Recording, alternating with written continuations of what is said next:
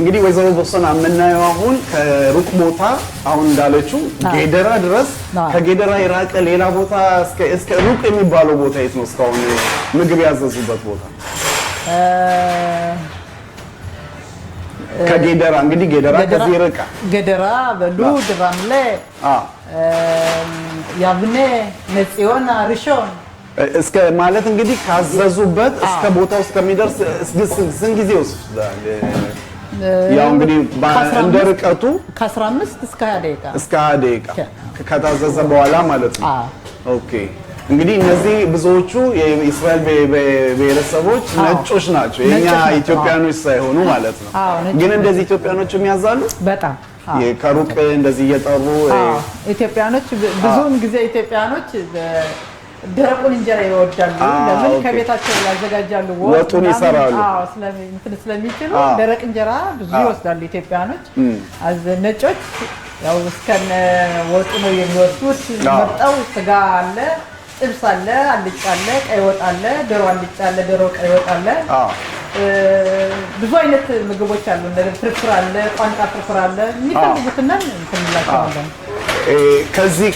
ከዚህ ትወጣላችሁ አንዳንድ ጊዜ ከምግብ ቤቱ ሌላ ወይ ደግሞ ከሚያዙት ሌላ የድግስ ነገሮች ለምሳሌ ሲጠሯችሁ ሄዳችሁ የምታዘጋጁት ዝግጅት አለ? አዎ የሰርግ አለን። ሰርግ ያዛሉ? አዎ የሰርግ ሂና አለ። እንደገና ደግሞ ክርስትና አጻት ነሱ የሚሉት አለ።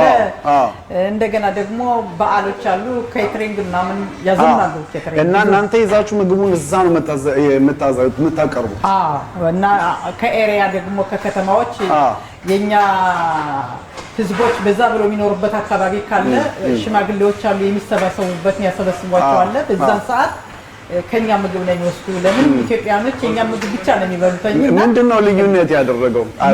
የኢትዮጵያ ምግብ ቤቶች አሁን በተለያየ ቦታ አሉ። የዚህ ጎጆን ለየት ያደረገው ምንድነው? ምን አይነት ምግብ ነው የምታቀርቡት? ለየት ያለ ምንም ለየት ያለ ነገር የለም። ግን ያው በአበሳሰሉ በጣም ይወዱታል ምግቡን። የኛን ምግብ እስካሁን ድረስ እስራኤል ሀገር ውስጥ የመጀመሪያ ማለት አንደኛ ነው ጎጆ እስካሁን ድረስ እና በጣም ይወዱታል ምግቡና ያው ምግብ ደግሞ እንደ ልብስና እንደ ጫማ የኔ ቆንጆ ነው ብለህ እንትን አትልም። ሰው ይበላና ደግሞ የሚመጣው ወይም ደግሞ ሰው ሌላ ሰው ይበላል ያ ሰው ነው እንጂ እኔ ምግቤ ቆንጆ ነው ነው ብዬ አይደለም። ጥሩ ስሜት ስላላቸው ለሌላ በሂብሩ ሄለ ኦዜን ይባላል። ከጀሮ አፍ እየተነጋገሩ ሰዎች እኔ ደንበኞች እያተረፋቸው ይላል። አዎ በቲክቶክ በዋትስአፕ በምን እንትን አርጋቸው አታውቁም? በፍጹም ሰዎች ናቸው የሚበሉትን ቆንጆ ነው ምግቡ እያሉ የሚመጡኝ እነሱ ናቸው ይዘው። እንግዲህ በዚህ አጋጣሚ ከስንት ሰዓት እስከ ስንት ሰዓት ነው ክፍት? ክፍቱ በኢትዮጵያ በዚህ ሀገር አቆጣጠር ከ12 ሰዓት እስከ 10 ሰዓት ማታ ድረስ። ኦኬ ጤና ይስጥልኝ ወይዘሮ ቦሰና። ጤና ይስጥልኝ። እንዴት ነው ታዲያ ይሄን ምግብ ቤት ለመክፈት የባህል ምግብ ቤት ለመክፈት ምን አነሳሳሽ?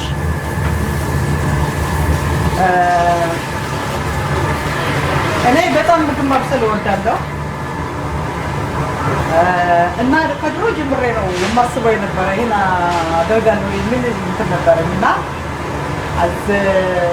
በመጀመሪያ ደረጃ ምሳዳ ለመክፈት ከዚህ ሀገር ቀላል ነገር አይደለም። ሁሉም ነገር ይፈልጋሉ። የሀገር ባህል እንግዲህ የባህል ምግብ የባህል ምግብ የኢትዮጵያ ምግብ ብቻ ነው። የኢትዮጵያ ብቻ እና የምግብ ቤት ስራ እንግዲህ ቀላል አይደለም ብለሻል።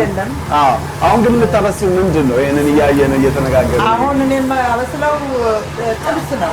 ጥብስ በሀገራችን በጣም የታወቀ ምግብ ነው ጥብስ። ኦኬ የበግ የበሬ ጥብስ ነው የማደርገው እና ሰዎች በጣም ይወዱታል። ጥብስ በጣም ይበላል።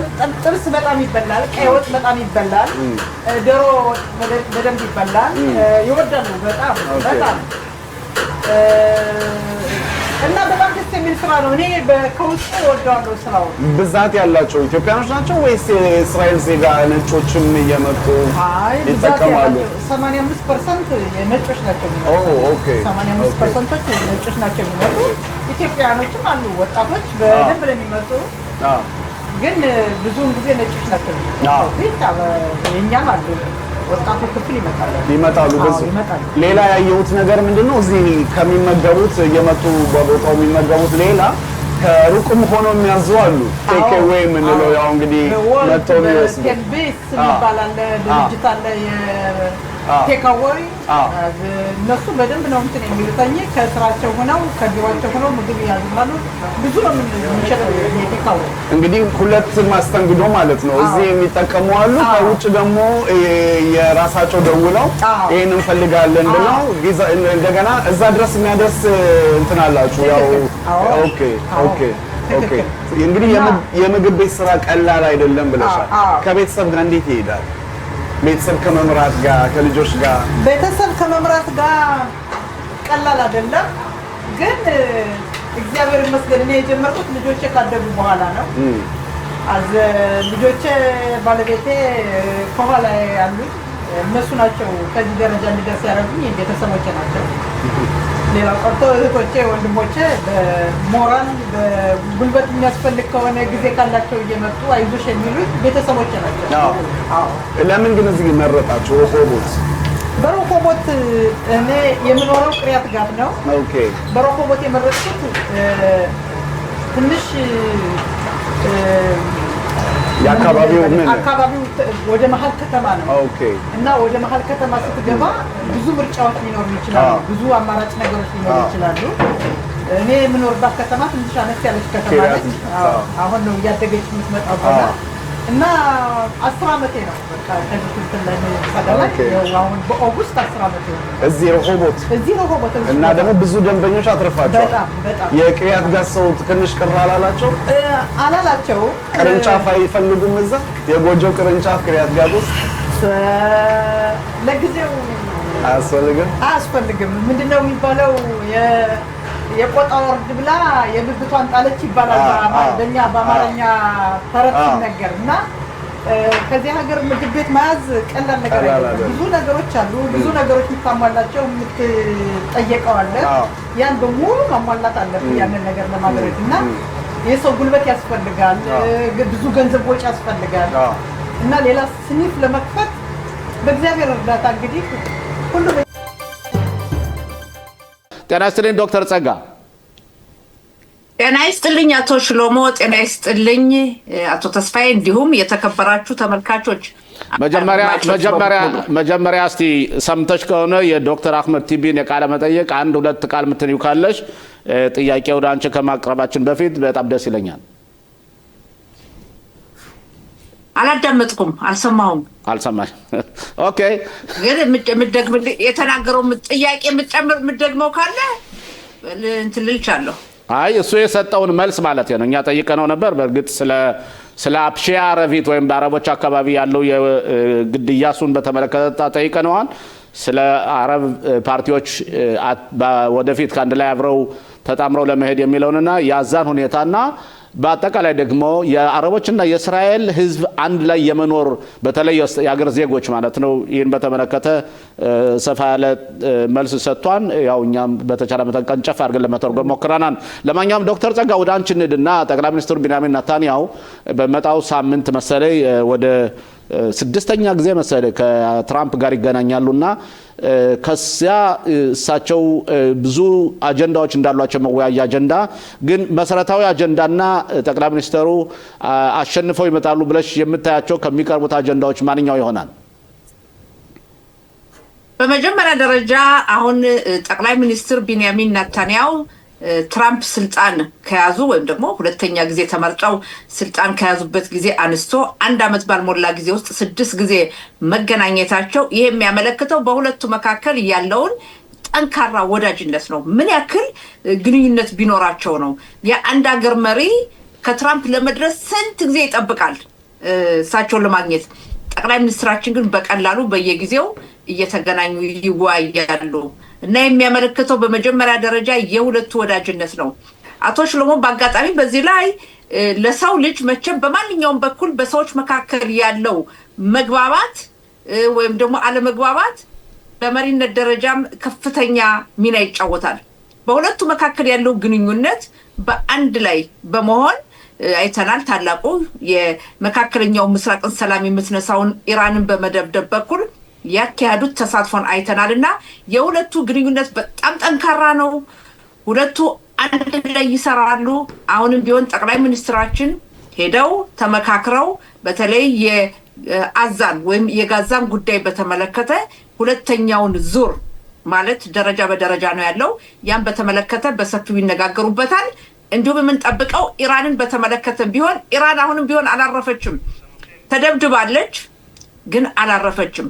ስለዚህ እያየን ነው። በሰሜኑ ክፍል ለህዝቡን ለመርዳት ጀምራለች። በአንዳንድ በኩል የምትፈጽመውን መከታተል ያስፈልጋል። ኢራንንም እንዳትነሳ እንደገና እንዳትቋቋም ቀደም ያቀደችው እንዳይሳካ የተለያዩ እርምጃ መውሰድ ያስፈልጋል። አንዱም ምጣኔ ሀብት ሳንክሽን የምንለው ወይም ማዕቀብ ሊሆን ይችላልና ጠቅላይ ሚኒስትራችን ሲመለሱ መልካም ውጤት ይዘው እንደሚመጡ ጥርጣሬ የለውም። ዶክተር ጸጋ እንደሚታወሰው ወይም እንደምንሰማው ከሆነ ማለት ነው በእርግጥ የሁለቱ መሪዎች ወዳጅነታቸውና ተቀራራቢነታቸው በጣም ግልጽ ነው። ተቀራራቢነታቸውም አንዱ ምልክት ሊሆን የሚችለው ለምሳሌ ትራምፕ ደብዳቤ ጽፈው የጠቅላይ ሚኒስትር ቢንያሚን ኔታንያሁ የክስ ሁኔታ እንዲቆምና ፕሬዝዳንቱ ይቅርታ እንዲያደርጉላቸው ሲል ልከዋን ያ ማለት የሁለቱን ወዳጅነታቸውን የሚገልጽ ነው ከሁሉም በላይ። ምክንያቱም ጠቅላይ ሚኒስትሩ ፍርዳቸው የሚካሄደው በግል እንጂ አገሪቱን ወክለው አይደለም። ስለዚህ ሆኖም ግን ልዩነት እንዳላቸውም እየተነገረ ነው። ዶክተር ጸጋ በተለይ አዛን በተመለከተ ያላቸው አመለካከት ፕሬዝዳንቱ የኳታርና የአርዶጋን ወይም ደግሞ የቱርክ ተወካዮች በዓለም አቀፍ ወታደራዊ ሰላም ጠባቂዎች አዛ ውስጥ አብረው እንዲካተቱ ይፈልጋሉ። ጠቅላይ ሚኒስትሩ አይፈልጉም፣ የታወቀ ነው። እሳቸው እነዚህ ሂሞን ያለበትም ብለው ደጋግመው ተናግረዋል። ሌላው ደግሞ ባለፈው አንድ ቀንደኛውን የአዛን መሪ የኛ ወታደሮች በሚገሉበት ጊዜ እሳቸው እንደተቆጡ ይነገራል። እና ይሄ እውነት ነው ወይስ እንዴት ነው? እነዚህ ነገሮች ውስጥ ለውስጥ የመሸካከር ነገር ሊኖር ይችላል ወይም አለመግባባት? በመጀመሪያ ደረጃ ቀደም ላነሳው በሁለቱ መካከል ላለው ወዳጅነት ጓደኝነት የጠቅላይ ሚኒስትሩ ክስ ሁኔታ የፍርድ ችሎት ይቋረጥ የሚለው የትራምፕ አመለካከት እንዲሁም ጠቅላይ ሚኒስትራችን የተስማሙበት ከግል ጥቅም ይበልጥ የሀገራችን ብሔራዊ ጥቅምን በመመልከት ነው። ብሔራዊ ጥቅምን ለመመልከት ያልኩበት ምክንያት ምንድነው? የጠቅላይ ሚኒስትራችን የፍርድ ችሎት ድሮም መጀመር ያልነበረበት ነው። አንድ ሰው ይቅርና ጠቅላይ ሚኒስትራችን ያክል የእስራኤል ጠቅላይ ሚኒስትር የሆነ ሰው ምን ያክል ከባድ ስራ እንደሆነ በዓለም ላይ ይታወቃል። ጦርነትም እያለና ይሄ ፍርድ መጀመር አልነበረበትም። ይሄ ፍርድ ችሎት ብዙ ዓመት ሊጨርስ ይችላል። በህዝቡ መካከልም መከፋፈልን አድርሷልና ያን ለመቋቋም የሀገራችን ብሔራዊ ጥቅም በተመለከተ ነው። ሌላው ሁለተኛው ጥያቄ ያቀረብከው በሁለቱ መካከል ምንም ጓደኝነት፣ ወዳጅነት፣ መቀራረብ ቢኖርም አንዳንድ ጊዜ ደግሞ የሐሳብ ልዩነት ይኖራል ብለሃል። የሐሳብ ልዩነት መኖር አለበት። የሐሳብ ልዩነት አስፈላጊ ነው። የሐሳብ ልዩነት ከሌለ በጣም አስቸጋሪ ነው። ለምንድን ነው ይሄን ያልኩትኝ? በማንኛውም በኩል የሐሳብ ልዩነት ከሌለን ራሳችን እንኳን ይቅርና በሁለት ታላላቅ መሪዎች በእኛ መካከልም የሐሳብ ልዩነት መኖሩ አስፈላጊ ነው። የሐሳብ ልዩነት ብዙ የተለያዩ አዳዲስ ሐሳቦችን ታመጣለህ። ሌላው መዘንጋት የሌለብን አገራችን እስራኤል ራሷን የቻለች ሀገር ናት። ምንም የአሜሪካ ወዳጅ ብትሆንም ወይም አሜሪካ ከኛ ጎን ብትሰለፍም እስራኤል የራሷ ብሔራዊ ጥቅም አላት። አሜሪካም የራሷ አላት። አሜሪካ መዘንጋት የሌለብን ከኳታር ጋር ወይም ከካታር ጋር ጥሩ ግንኙነት አላት፣ ከሌሎች ከአንዳንድ የአረብ ሀገራትም እና አሜሪካም የራሷን ጥቅም ትጠብቃለች። ነገር ግን በእኛ በኩል የራሳችን ጥቅም አስቀድመን መጠበቅ አለብን። የአሜሪካ ድጋፍ እርዳታ ቢያስፈልግም የኛ ጥንካሬ ነው ዋናው መሰረቱ መነሻውና በእኔ አመለካከት ወይም በመንግስታችን ያለው እርግጠኛ ነኝ የእስራኤል ህዝብ ማለት እችላለሁ የመንግስት ተቀናቃኝ የሆኑ የፖለቲካ ፓርቲዎችም ቢሆን የካታርና የቱርክን መሳተፍ በዚህ ዓለም አቀፋዊ ኃይል በጋዛ ወይም በአዛ የሚደግፍ የለም። ምክንያቱም እነዚህ ሁለቱ ሀገራት ለሐማስ ሽብር ፈጣሪ ድርጅት የገንዘብ እርዳታ የሰጡ የሐማስ ሽብር ፈጣሪ ድርጅትን መጠለያ የሰጡ የጦር ታጣቂ ክፍሉን ቱርክ ውስጥ እንዲሰለጥኑ የተደረገ ነውና ይሄ ሁሉ ወሳኝነት አለው ለህልውናችን። ይሄ ነው። አቶ ተስፋዬ ጥያቄ ካለ ለዶክተር ጸጋ። ጤና ይስጥልኝ ዶክተር ጸጋ። አዎ እኔ መጠየቅ የምፈልገው ሁለት ጥያቄዎችን አያይዤ መጠየቅ የምፈልገው አንደኛ ነገር ዛሬ የመከላከያ ሚኒስትር እስራኤል ካትዝ በነበረባቸው ዝግጅት ላይ የተናገሩት ንግግር በሰሜን ጋዛ አዳዲስ ሰፈራዎችን እንደውም የናኻል ሰፈራ ጣቢያዎችን ለመገንባት ቃል የገቡት ሁኔታዎች አለ።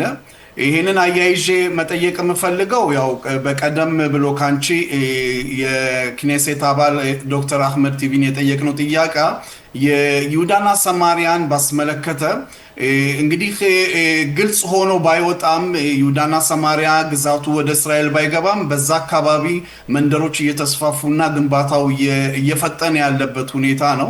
መንግስት በዚህ ጉዳይ ላይ በእውነት ትኩረት አድርጎ እየሰራ ነው። አንዳንድ ፍቃዶችንም ያወጣበት ከዚህ በፊትም የተመሰረቱ መንደሮችን ፍቃድ የሰጠበት ሁኔታ ላይ ያየ ነው። ይሄ ማለት በመንግስት በኩል በአንቺ እይታ እንግዲህ ያለሽበትም ፓርቲ የሊኩድ ፓርቲ እነዚህን ነገሮችን እያንቀሳቀሰ ነው። ምን መስሎ ይታያል? ከምርጫው በፊት ነው ይሁሉ የሚሆነው። እንዴት ነው ባንቺ እይታ ይሄንን ነገሮች የምታዩ? በመጀመሪያ ደረጃ በተለይ እነዚህ አዛ ሰርጥ የነበሩ ጉሽ ካቲፍ የምንለው አካባቢ የነበሩ የይሁዳ መንደሮች የዛሬ 20 ዓመት ተለቀዋል። አሪኤል ሻሮን ጠቅላይ ሚኒስትር በነበሩበት ሰዓት ያለምንም ድርድር እስራኤል ለቃ መውጣቷ ያ ነው ለዚህ ሁሉ ችግር ያጋለጠን። በተለይ አሁን ጥቅምት 10 ለነበረው ይቅርታ በጥቅምት ለነበረው እልቂት ባለፈው 2 ዓመት ትልቁ መነሻ ያለቀን በመውጣታችን ነው። ለእስራኤል መሬት ያስፈልጋታል። የእስራኤል መሬት በጣም ጠባብ ነው። ለጸጥታዋ ዳር ድንበሯ ሰፋ ማለት አለበት። ለሰላም ተብሎ የተለቀቀ መሬት በሙሉ በጠላቶቻችን እየተያዘ ያደረሰውን እልቂት አይተናል። ያ ውሳኔ የተሳሳተን ነበር። ስለዚህ መመለስ ያስፈልጋል። እነዛም ቦታዎች የእስራኤል መንግስት ወይም የእስራኤል ህዝብ መያዝ አለበት። ሌላው ተስፋዬ ታሪክን ወደ ኋላ መለስ ስንመለከት እስራኤል ሀገር በተለይ በይሁዳም ሰማሪያም ስንሄድ የይሁዳ መንደሮች እንዲቋቋሙ እንዲስፋፉ የሚለው ከ1967 ከስድስቱ ቀን ጦርነት በኋላ ጀምሮ የነበረ ነው። ይሄንን እንዲያውም መጀመሪያ በዛ ዘመን ማን ነበር በስልጣን የነበረው? ሚፍለጌት አቦዳ የሰራተኛው ፓርቲ ነው። ለምንድን ነው መንደሮች እንዲስፋፉ ሆነ? የእስራኤልን ብሔራዊ ጸጥታ ለመጠበቅ ነው። ያ ካልሆነ ዳሩ ሲለቀቅ መሀሉ ዳር እየሆነ እልቂትና ጉዳት እየደረሰ ነው። ታስቦ የነበረው ጉሽ ካቲፍ ሲለቀቅ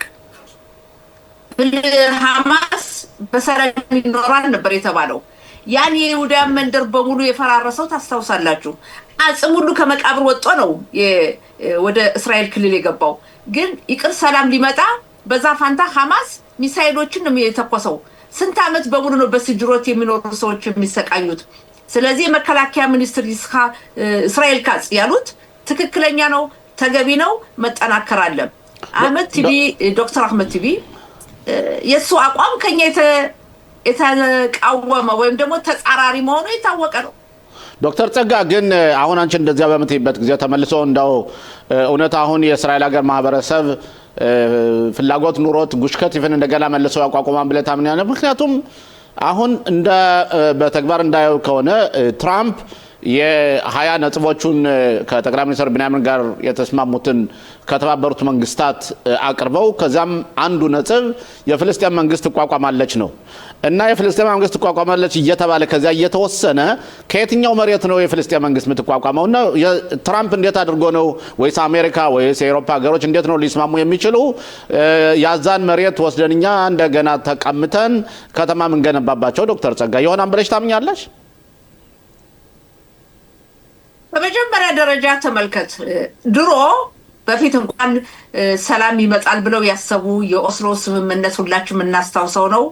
መስከረም 13 ቀን 1993 የተፈረመው በአሜሪካ ዋና ከተማ ዋሽንግተን ዲሲ በአሜሪካው በቀድሞ ፕሬዚዳንት በክሊንተን አማካኝነት ያሲር አረፋትና ጠቅላይ ሚኒስትራችን በጊዜው ይስሐቅ ራቢን የፈረሙትኝ በከንቱ ሆኖ ቀርቷል ሰላም የተባለው። ከዛም ቀደም የገለጽኩት ከ20 ዓመት በፊት አሪኤል ሻሮን እኛ ለቀን ስንወጣ ሰላም ይመጣል ብለው ያለምንም ድርድር ነው ለቀን የወጣ ነው። ሰላም አልመጣም። ኦስሎ በነገራችን ዶክተር ጸጋይ በነገራችን ላይ ከዛ ለቀው አሪኤል ሻሮን የሊኩድ መሪ ነበሩ። ጠቅላይ ሚኒስትር ቢንያሚን ኔታንያሁ የገንዘብ ሚኒስተር ነበሩ እና ጠቅላይ ሚኒስትር ቢንያሚን ኔታንያሁ 4 ጊዜ እጃቸውን ድምጽ ሰጥተው በአምስተኛው ተቃውመዋል። ይሄንም ለታሪክ ማስቀመጥ ይኖርብናል።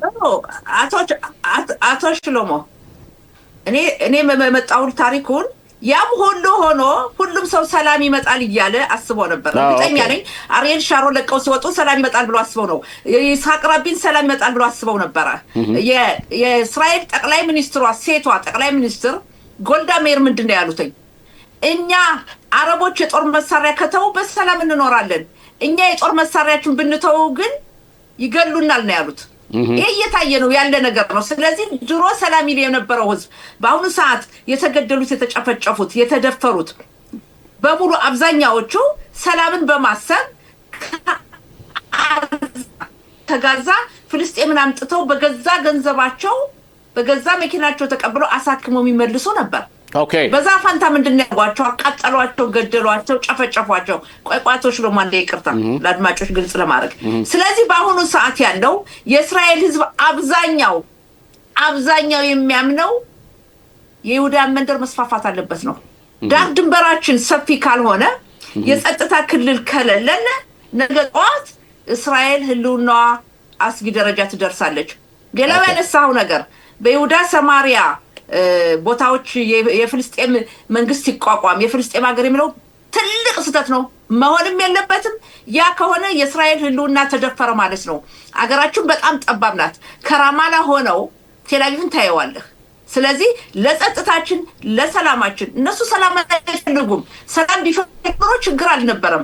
የተሞከረው ሁሉ የሰላም ድርድር ውጤት አላስገኘም። እሺ ዶክተር ጸጋ በዚህ ላይ ስለዚህ መሆን ያለበት የራሳችን ህልውና ነው መጠበቅ ያለብን። ገባኝ። አንድ ጥያቄ ልጠይቅሽና ወደ ጋዜጠኛዊ ጥያቄ ልመጣ ነው። እንደዛ ከሆነ ይሁዳና ሰማሪያ ወደ 3 ሚሊዮን አረቦች አሉ። አዛ ወደ 2.2 ሚሊዮን አረቦች አሉ። እስራኤል ሀገር ውስጥ ደግሞ 20% ደግሞ የእስራኤል ሀገር የአረብ ዜጎች ናቸው። 2 ሚሊዮን እንበለው። በአጠቃላይ ወደ 7.5 ሚሊዮን አረቦች አሉና እናቺ የእስራኤል ሀገር እንዴት አይነት ሀገር ልትሆን ነው? እኛ እንደምታውቂው 10 ሚሊዮን ይሁዲ የለም፣ እዚህ 7 ሚሊዮን ያለው እንዴት ነው የሚሆነው?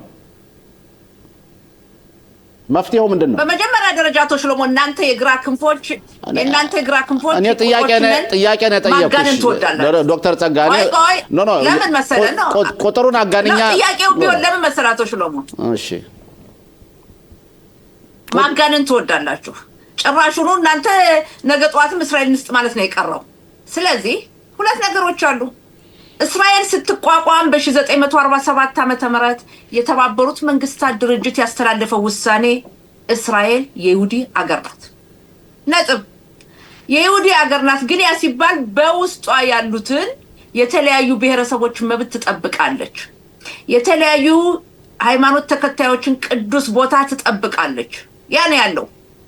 ያ ሆኖ ግን እያለ አረቦች አሁን የምትለው አንተ በእስራኤል ሀገር 2,100,000 አረቦች አሉ። አንዱ ቀደም የጠየቃችሁት የገለጻችሁት አቶ አህመድ ቲቪ ያለበት የእስራኤል ዜጋ ናቸው። እንደ ዜጋ በፓርላማ ሁሉ አሉ። እንደ ዜጋ ይኖራሉ። መብት አላቸው። ግዴታቸውን ግን አልተወጡም። የኛ ድክመት ነው። ውትድርና ባያገለግሉም ብሔራዊ ውትድርና ማገልገል አለባቸው። ይሄ የኛ ድክመት ነው፣ መስተካከል አለበት በእስራኤል መንግስት በኩል። ሌላው የአረቦቹ ቁጥር በዛ። ስለዚህ ምንድነው የምትሉት እናንተ? እስራኤል የሁሉም ሀገር ትሁንና ነገ ጠዋት አህመድ ቲቪውን ጠቅላይ ሚኒስትራችን ያ ይሁን አይችልም። ያ ከሆነ የይሁዲ ህዝብ አገር የለውም። የይሁዲ ህዝብ እንደገና ሊበተን ነው። የይሁዲ ህዝብ የይሁዲ ሀገር የተባለችው የተላለፈው ውሳኔ ሊቀር ነው። ያ መሆን አይችልም። ያ እንዳይሆን ኃላፊነት አለብን። ድግመኛ ስደት አይኖርም። ይሄ ነው ያለው ትልቁ ዓላማና ብዙ ጊዜ በግራ ክንፎች በኩል የሚነገረው በጋዛ ዶክተር ጸጋ መፍትሄው ምንድነው? ኦኬ በይሁዳ ሰማሪያ 2 ሚሊዮን እንደዚህ ከሆነ ታዲያ ምን ሊሆን ነው? እንደገና መስጠት አለብን። ያማ የማይሆን ነገር ነው። አቶ ሽሎሞ እግዚአብሔር የረዳው ምኑ ላይ መሰለ እዚህ ላይ እግዚአብሔር የረዳው የግራ ክንፎች እንደገና ስልጣን አይይዙም። ለምን ቁጥራችሁ ትንሽ ኦኬ ዶክተር ጸጋ ስለማትወልዱ አንሷል። ኦኬ ዶክተር ጸጋ ስለ አረቦች ቁጥርና የዘለቄታው መፍትሄ መልስ ያገኛል መስሎ አይታየኝም። አሁን ወደ ሌላ ጥያቄ አንድ ጥያቄ ልሰጥሽ ነው። አንቺ ጋዜጠኛ ነበርሽ ብዙ ዘመን እንደሚታወቀው የአማርኛ ሬዲዮ ኃላፊ ሆኖ ወይም ዳይሬክተር ሆኖ መምራት ብቻ ሳይሆን የረሸት አለፍ የሚባለውም ጣቢያ ሆነሽ እዚያ ብዙ ጊዜ ሰርተሻል። በጋዜጠኝነትሽም አድናቆት አለሽ እና ምን እየሰራችሁ ነው? ጋዜጣውን ሁሉ እየዘጋችሁ ህግ እያወጣችሁ ካራይ አሁን ደግሞ ትላንትና ጋሌ ጸሐል ይዘጋ ተብሎ መንግስት ወሰነ። እንደ ጋዜጠኛ አንቺ ታምኝበታለሽ የሚወሰኑትን ውሳኔዎች ወይስ የኮአሊሽኑ አባል ስለሆንሽ ምንም አማራጭ ስለሌለ ነው? በእውነት ምንድነው ነገሩ? ኦኬ በጣም ጥሩ ጥያቄ የጠየቀው። አንደኛ በእውነትም ብዙ አመት 34 አመት ጋዜጠኛ መሆን ቀላል አይደለም። ብዙ አመት ያገለገልኩበት ነው። ያ ብቻ ሳይሆን በጋዜጠኞች ማህበር 4 ጊዜ ተመርጫለሁ 16 አመት። ከዛም የጋዜጠኞች ማህበር የሙያው የኤቲክሱ ፍርድ ቤት ዳኛ ነበርኩ ከነሴት እስከገባው ድረስ ብዙ ነው። ከዛም ደግሞ ብዙ የአካዴሚክ ትምህርቴን በዛ ዙሪያ ነው። ምን አለ መሰለህ አቶ ሽሎሞ በአሁኑ ሰዓት ያለው የግራ ክንፎች ምርጫ መካሄዱን እኛ ስልጣን መያዛችን አልተዋጠላቸውም። የሚፈልጉት ዲሞክራሲ የሚለው ለነሱ የሚያደላ ከሆነ ነው። ዲሞክራሲ ትክክለኛ ዲሞክራሲን አይፈልጉም። የነሱ ዲሞክራሲ ለነሱ የሚያመች ከሆነ ብቻ ነው። ይሄ ነው ትልቁ ችግር። በአሁኑ ሰዓት በእስራኤል ሀገር የቴሌቪዥን ጣቢያዎች ከካን ኻደስሬ በስተቀር ሁሉም የግል ናቸው። ጋዜጣ የእስራኤል ጋዜጦች በሙሉ የጽሁፉ ጋዜጣ ማለት ነው ሁሉም የግል ናቸው። ሬዲዮ ከካን በስተቀር ሁሉም የግል ነው። ያ ማለት እያንዳንዱ በንግድ ተፈካክሮ ነው የሚኖረው። ነገር ግን ምን አለ ብዙ ጋዜጠኞችን የ34 አመት ኖሬበታለሁ። አመለካከታቸው የግራ ክንፍ ነው።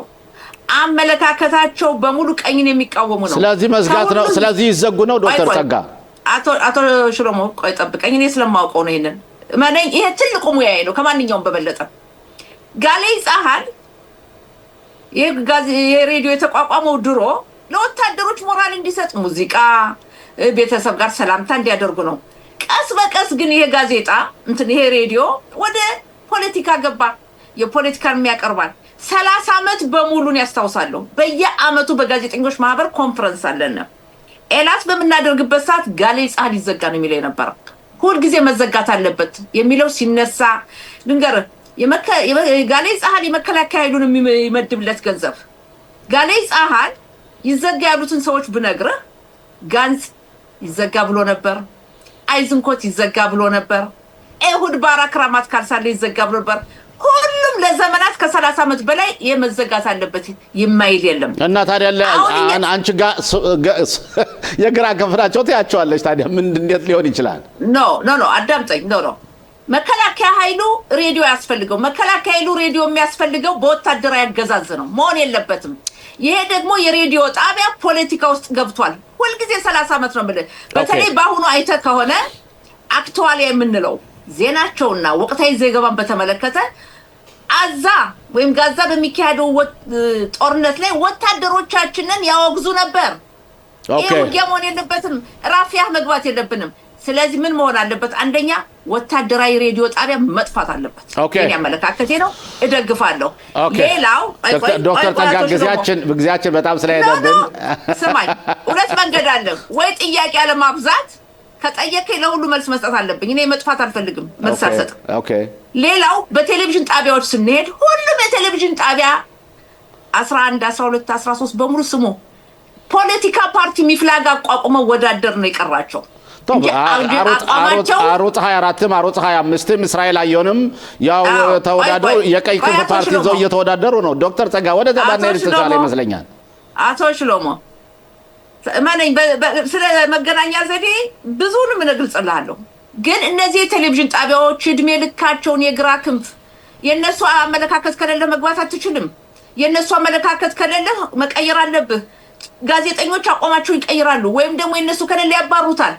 ቀስ በቀስ ምን መጣ ስለዚህ ዶክተር ጸጋ ስለዚህ እንዝጋቸው ነው ወይ ጥያቄው ዶክተር ጸጋ እኮ ዴሞክራሲ ማለት እኮ አንቺ ላትወድ ይችላልሽ እኔ ልወድ ይችላልው ስለዚህ ዴሞክራሲ ማለት አንዱ የዴሞክራሲያ ወላዋይነትና ህልውናው ሊቆም የሚችለው የጋዜጠኞች ነጻነት ሲኖር ነው እና እኛም ካልደገፉ ወይ ቀኙን ካልደገፉ ይዘጉ ማለት እኮ አንቲ ዴሞክራሲ ነው ሰማይ የመገናኛ ዘዴ በዲሞክራሲ ሀገር አስፈላጊ ነው ኦኬ ዲሞክራሲ ስለሆነ የሁሉንም አመለካከት ማቅረብ አለብህ ያስፈልጋል አሁን ይዘጋል ተባለም የግራ ክንፎች የሚበትኑት አልባልታ ነው ይዘጋ አይደለም ምን እንደሆነ ታውቃለህ ፕሮግራሞች አሉ የዜና ፕሮግራምና ሌላውን ማለያየት ወይም ደግሞ ሌሎች ተጨማሪ አቅም አለኝ አቋቁማለሁ የሚል ካለ እንዲገባ ነው ኦኬ ሌላው ነገር ለምሳሌ ቴሌቪዥን ጣቢያ ስማኝ 140 የኛ አማርኛው ቴሌቪዥን ጣቢያ ይሄን የቴሌቪዥን ጣቢያ ለማየት በሆት ኦቤስ አባሉን መክፈል አለብህ በዚህ በሆትና በየስ 150 እና 200 ጣቢያ አለ የምናየው ግን አንድ ነው ለአንድ ጣቢያ መክፈል ለዚህ ለአንዱ መክፈል አለብህ እንጂ ለሁሉ ለምን ትከፍላለህ ይሄንም ለመለወጥ ነው የስፖርት የምትፈልገው ለስፖርት ብቻ እንድትከፍል የ140 የሚያይሰው 140 ብቻ እንዲያይ ያ ነው አላማው ለህብረተሰቡ በሙሉ በትንሽ ገንዘብ እንዲደረስ ያለ ማድረግ ምን ማድረግ አለበት ባለማችን ላይ ውድድር መኖር አለበት ገበያ ብዙ ቃ በየቦታው ሲሸጥ እንደሚቀንሰው ሁሉ ብዙ የቴሌቪዥን ጣቢያዎች በገበያው ሲገቡ ለተጠቃሚው ለህዝቡ ዋጋ ይቀንሳል ያ ካልሆነ ግን የተወሰኑ ጣቢያዎች ከያዙተኝ ገንዘቡን ይጨምራሉ ምሳሌ ልስጥ አንተ አሁን ለምሳሌ ብርቱካን ልትገዛ ከሆነ ብርቱካን የሚሸጥባቸው ሱቆች የሚወዳደሩ ብዙ ከሆነ በርካሽ ታገኛለህ ኦኬ ዶክተር ጸጋ ከሆነ ውድ ነው ስለዚህ እሺ ፍሪ ማርኬት ነፃ ገበያ አንዱ የዲሞክራሲ ሀገር መብት ነውና ይሄ ከገባነሱ ደግሞ ጥቅማቸው ስለሚቀርባቸው የሚቃወሙት ነው እንጂ ይዘጋ የሚል ነገር የለም ተናስልን መኮንን ተናስልን ሽሎሞ እንደምን አልክ የተስፋ የሆነ ልጅ መንግስቱ አልኩት እኮ አይገርምም የመንግስቱ ኃይለ ማርያም ለስልጣን ማለት ነው ተስፋ ይሆን ከፕሮግራሙን አብሮ ቃለ መጠይቅ የሚያደርግልህ አቶ ተስፋዬ ነው ታናስለ አቶ ተስፋዬ ጤና ይስጥልኝ አቶ ሽሎሞ ጤና ይስጥልኝ ኮሎኔል መኮንን ተስፋ ከዶክተር ጸጋ ጋር በጣም ሞቅ ያለ ውይይት ነበረን አሁን ደግሞ ወደ አቶ መኮንን አልፈናል መኮንን አቤት የአዛ ጣፋንታ ምን ሆነ ሐማስ ጠፋ አለ ይቀጥላል ምንድነው የሚሆነው አሻፈረኝ እያለ ነው ሐማስ በአዛ ላይ በሚደረገው ሁኔታ በአሁኑ ሰዓት ሁሉም ጭጋግ ነው የሚለው ፋሲል ጭጋግ ነው የሚታወቅ ነገር የለም ሐማስ አሻፈረኝ ይላል ለሁሉም ጥሩ ነው እስራኤልም አዛ እንድትገነባ አይፈልጉም ሁለተኛ ደረጃ መግባት አይፈልጉም ሐማስን እንደዚሁ ግዛቱን ለማስቀጠል ሲል አዛ ብትገነባ ግዴታ የለውም ያ አዛ ህዝብ በመሰረቱ የሚፈልገው አንድ ብቻ ነው በሮቹ እንዲከፈትና የአዛን ለቆ መውጣት ነው የሚፈልገው ስለዚህ የአዛ ህዝብ አዛን ለቆ እንዳይወጣ በራፊያ በኩል ያለውን ታውቃለህ ግብጽ አሲሲ ይሄን ነገር አላደረገም እያለ ነው ያ ከሆነ ያው ያርዴንና ግብጽ በአዛ ህዝቦች ላይ ልትንቋጥ ነው ማለት ነው ስለዚህ ሁሉም ጭጋግ ነው በሚቀጥለው ሳምንት ጠቅላይ ሚኒስትሩ ወደ አሜሪካ ይሄዳሉ ከትራምፕ ጋር ለመገናኘት እዛ በኋላ ምናልባት አንዳንድ ሁኔታዎችን ልንሰማ እንችላለን ነገሩ ግን ሁለቱም እንደመስለኝ ከሆነ እንደምታውቀው ራን ግቢል የሚባለው የፖሊስ አካል የሆነ ወታደር አስከሬኑ ገና አልተመለሰም ጠቅላይ ሚኒስትሩ የሚሉት ሁለተኛውን ደረጃ ለማለፍ የራን ግቢል አስከሬን ይመለስ ሌላው ደግሞ አዛን የሚያስተዳድረው ወይም ሐማስ ጦሩን ካልፈታ ወደ ሁለተኛ ደረጃው ማለፍ አንችልም ይላሉ ሁሉም ውስብስብ ነው በሌላ በኩል ትራምፕ አዛን ለመገንባት የሆነ ኮንፈረንስ አድርገው ነበር ገንዘብን በየዓለም እያወጣጡ ነው ያሙ ነው ግን ካታርም ሆነ ሌሎች ሀገራት በአሁኑ ሰዓት ገንዘብ አናወጣም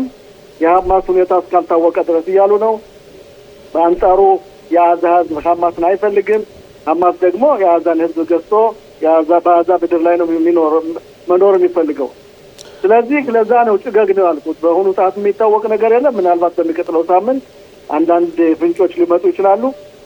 በአሁኑ ሰዓት ይሄን መረጃ መስጠት ነው የምችለው።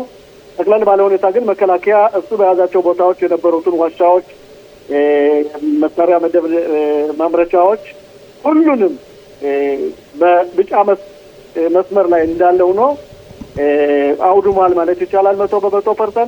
የቀረው የአዛ ከተማና ዲሬል ባለህ በዛ አካባቢ ያሉትን ዋሻዎችና መሳሪያ መደበሮችን ለማፍረስ ወይም ከባድ መሳሪያዎችን ለመቀማት ይህ የተቋመው ኮማንድ ፖስት ማድረግ ነበረበት።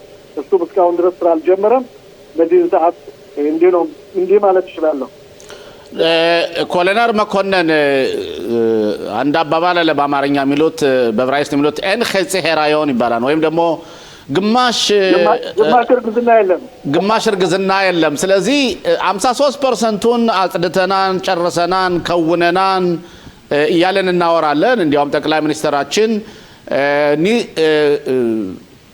ኒጻኾን ሙኹላጥ ማለትም በቃ 100% አሸናፊነት የሚል አባባል ሲናገሩ ነበርና ያ ግን ቀርቶ አሁን በ47% መኮንን ተስፋ አዲስ ወታደሮች እየተመለመሉ የጦር መሳሪያ እንደገና እየተገነባ አዛ የበላይነቱን ሐማስ የበላይነቱን እያሳየ ነው ያለውና የሰብአዊ እርዳታዎችም እንደመና እየወረዱላቸው ነው ያለው። ስለዚህ እንዴት ነው እኛ አሁን ይህን እያለ ሐማስ የጦር መሳሪያ ይፈታም ብሎ የሚያምነው ናኢብ ሰው ማን ነው? አቶ መኮንን አዛን ወይም ሐማስን ለማሸነፍ የቀረው እንግዲህ እንደምታውቀው ብዙ አለቃዎቹን ተቀምጧል። የቀረው ሚሊሻ እንጂ አንድ ዘዴን ሀዳድ የሚባለው ኮሎኔል ካልሆነ በስተቀር ሁሉም አልቀዋል። ግን እንደ ሐማስ ትጥቁን እስካልፈታ ድረስ አቶ መኮንን አንድ ሰው እኮ አይደለም እያልኩ ያልኩት በብዙ ሺህ የሚቆጠሩ ወታደሮች መልምለዋን እኮ ነው የምልህ። ገባኝ። እሱን እኮ ነው የስርዓት ጋት ያለው ኮማንድ ፖስት እሱን ማድረግ ነበረበት፣ እሱን መስራት ነበረበት። ያን ለመስራት ግን አንደኛ ግራን ግቢል የሚባለው አስከሬን መመለስ አለበት። ሁለተኛ ማን እንደሚያደርገው ገና አልተወሰነም። የቱርክ ወታደሮች ይኖሩበት፣ የካታር ወታደሮች ይኖሩበት፣ ሁሉም ስብስብ ላይ ነው። ለዛም ነው ጠቅላይ ሚኒስትሩ በአሁኑ ሰዓት ራሳቸውን ጠንከር አድርገው ወደ ሁለተኛ ደረጃ አንገባም የሚሉት የዚህን አዝማሚያ አይተው ነው። ሐማስ እየዛተ ነው። ሐማስ በጋድ እየተናገረ ነው። መሳሪያን አልፈታም እያለ ነው። ስለዚህ ልክ ናይም ካሰም በሊባኖን ላይ ሲሉት እንደነበረው ሐማስም የሐማስ አለቃዎችም እያሉ ነው። ግን አሁን ስታይ በሊባኖን ለምሳሌ ናይም ካሰም ራቁቱን እየቀረ ነው ማለት ይችላለሁ። የሊባኖስ ወታደሮች እያስፈቱት ነው። እንዲያውም ቁርጥ ቀን ሰጥተዋል። በዛን ሰዓት የሊባኖስ ወታደራዊ አካል ብቻ እንጂ ሂዝባላ የሚባል ጦር መሳሪያ ይዞ መዞር አይችልም። በሊባኖን ላይም እንደምታየው በየቀኑ አንዳንድ የሚሰራሩ ካሉ እየተገደሉና እየተወገዱ ነው። ስለዚህ ያም የሚፈቅደው ነው ስምምነቱ እንደሚፈቅደው። በአዛም በኩል ጠቅላይ ሚኒስትሩ የሚፈልጉት ልክ የሊባኖንን ሞዴል ነው የሚፈልጉት። አንዳንድ የሐማስ ቡድኖች ከቦታ ቦታ መሳሪያ ሲያዘዋውሩ ከታዩ ምንም እንኳ ሁለተኛ ደረጃ ሶስተኛ ደረጃ እንግባ እንጂ ይሄን ድርጊት ማድረግ አለብኝ ነው የሚሉት። ያም ላቅ ያለ ጥቅም አለው። አንደኛ ማስፈራራ ነው። ሁለተኛ ተደብቆ መዞር ብቻ እንጂ ዋሻ ለዋሻ መዞር አይችሉም። በፈለገበት ሰዓት መከላከያ ገብቶ ዋሻዎችን የማፍረስ እድል ይኖረዋል ማለት ነው። ኦኬ። ስለዚህ በአሁኑ ሰዓት አዛ እንዳለች ቆማለች። ከወታደራዊ አካል በስተቀር የአዛ ህዝብ ትዛም ይኖር አይመስለኝም። ኦኬ። አሁን ደግሞ አቶ ተስፋዬ ጥያቄ ላቀርብልህ ይፈልጋል። ጤና ይስጥልን አቶ ተስፋዬ። ጤና ይስጥልኝ በድጋሚ ኮሎኔል መኮንን ተስፋ። እንግዲህ ይሄ እንዳለ ሆኖ እስራኤል በስምምነቱ መሰረት ወደ ሁለተኛው ምዕራፍ ከማለፏ በፊት ከሰሞኑ ጠቅላይ ሚኒስትር ቢንያሚን ኔታንያሁ በሰጡት መግለጫ ከግብጽ ጋር በጣም ትልቅ የሆነ የተፈጥሮ ጋዝን የመሸጥ ሁኔታዎች ታይቷል። ይሄ ለእስራኤል ኢኮኖሚ ማደግ ቢበጅም በደህንነቱ በኩል በጦር ሰራዊቱ በኩል የዚህ ስምምነት ጉዳይ ምን መስሎ ይታያል? ለወደፊትስ የግብጽና የእስራኤል ሁኔታ የጋዛን እንግዲህ ጋዛ እንዳለች ሆኖ ነው ይሄ ስምምነት የተካሄደው። ግብጽ ምንም አይነት እንቅፋት አላደረገችም። ይሄ ሁኔታ በደህንነቱ በኩል ምን አይነት መፍትሄ ያመጣል ተብሎ ይጠበቃል? ኮሎኔል የጋዙ ስምምነት የእጅ መንሻ ነው። የእስራኤል መንግስት ለአሲሲ መንግስት የሰጡት የእጅ መንሻ ነው። በዛ በኩል ስምምነቱን ለማጠናከርና ግብጽን ወደዚህ ስምምነት እንድትቀበለውና በዚህ በኩል እንድትሳተፍ ነው። በሌላ በኩል ግብጽ የራፊያን አልከፍትም በኔ ዳር ያለ የምድር ይዤ ቆማለሁ፣ ወታደሮችን ማጠናከራለሁ እያለች ነው። ይህ ሁሉ የሚቋጨው እንግዲህ በድርድር ሊሆን ይችላል። በሌላ በኩል ግን የአሲሲ ስጋት ወይም የግብጽ ስጋት የአዛ ህዝብ ተፈንቅሎ መጥቶ አገራቸውን እንዳይወር ነው። ስለዚህ ምንም እንኳን ጠቅላይ ሚኒስትሩ የሰጡት የእጅ መንሻ የጋዙ ይሁን እንጂ እና ስምምነታቸውን ለመጠናከር እንጂ በግብጽ ውስጥ ትልቅ ስጋት አለ። ምክንያቱም ቀደም ሲል እንዳልኳችሁ ነው፣ በአዛ ውስጥ አዛ ላይ መኖር አይፈልግም። ምክንያቱም ይሄ መልሶ መቋቋም የሚባለው ከ10 ዓመት በላይ የሚፈጅ ነው። አዛ ዛሬ ላይ የሚታይ ቤትም የለም ምንም የለም። እንደምታዩ እየተሰቃዩ ነው፣ እየተራቡ ነው። ምናልባት ምግብ ቢገባም እንኳን የማብሰያ ቁሳቁሶች የላቸውም። ስለዚህ በዚህ ሁኔታ ነው ያለው። ነገሮቹ እንደሚመስለኝ ከሆነ በሚቀጥለው ሳምንት ከጠቅላይ ሚኒስትሩ ጋር ይቋጫሉ። በሌላ በኩል እንደምታዩት ጠቅላይ ሚኒስትሩ የሚሄዱበት ትልቁ ምክንያት የአዛው ብቻ ሳይሆን የኢራኑ ነው የሚያሰጋው። ኢራን በአሁኑ ሰዓት ትልቅ ልምምድ እያደረገች ነው፣ ሚሳይሎችን እየሞከረች ነው። ስለዚህ መልሶ ለማጥቃትም ምናልባት ሳትሞክር አትቀርም። የእስራኤል መንግስትና የእስራኤል መከላከያ ሙሉ ዝግጅት አድርጓል። የኢራኑ ሁኔታ ግን በጣም የሚያሰጋና አስፈሪ ሁኔታ ነው። ምናልባት የዓለም መንግስታት በአንድ ላይ ሆነው የሱሪያን ሁኔታ ካልቋጩት ተመልሰን እንደገና ወደ ጦር እንደምንገባ አልጠራጠርም። ምክንያቱም ኒውክሌር የሚባለው ቦምብ በእሷ እጅ ከገባ ለማግስቱ እስራኤል ሀገር ከዓለም እንደምትወገድ አልጠራጠርም።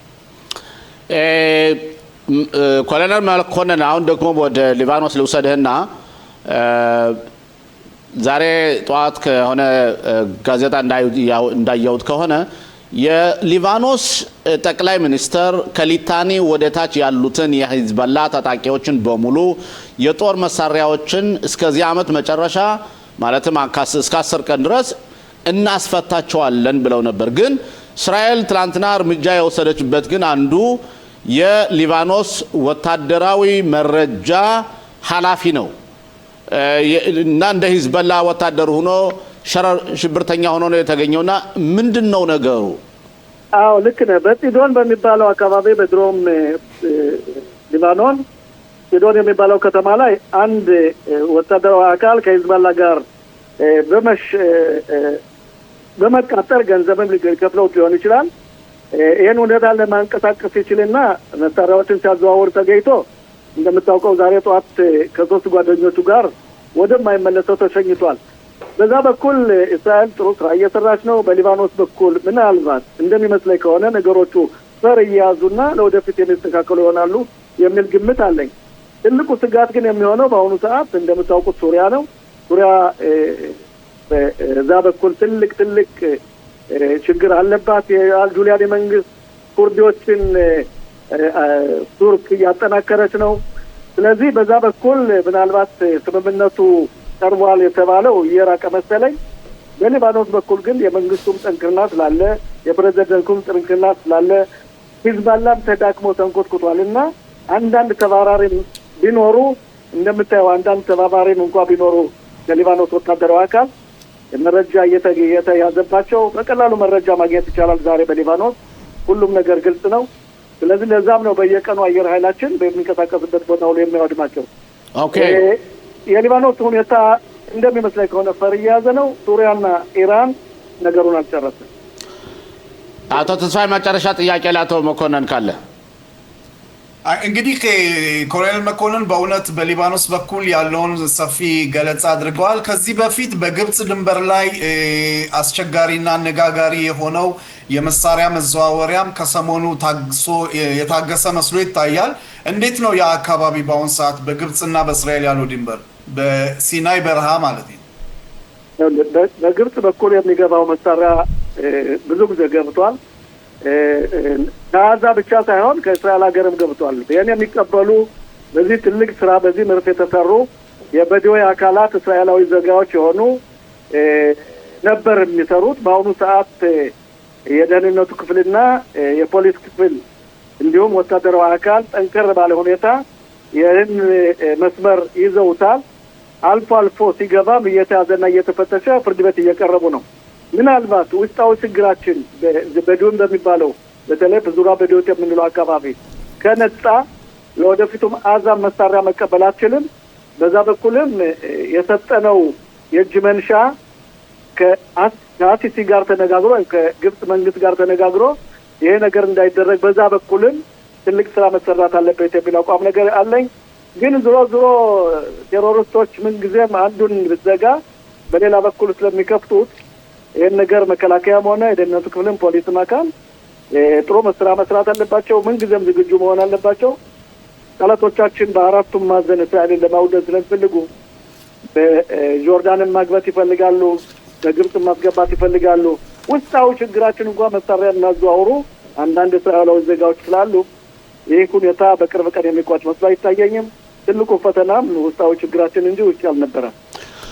ኮሎኔል መኮንን ተስፋ እንደ ሁሌውም ቢሆን በጣም እናመሰግናለን። ሁልጊዜ ለምታደርግልን ተሳትፎ ለምታደርግልን ሙያዊ ገለጣ እያመሰገን በሚቀጥለው ጊዜ እስከምናገኝህ ድረስ በጣም እያመሰገን ደህና ቆየልን እላለሁ።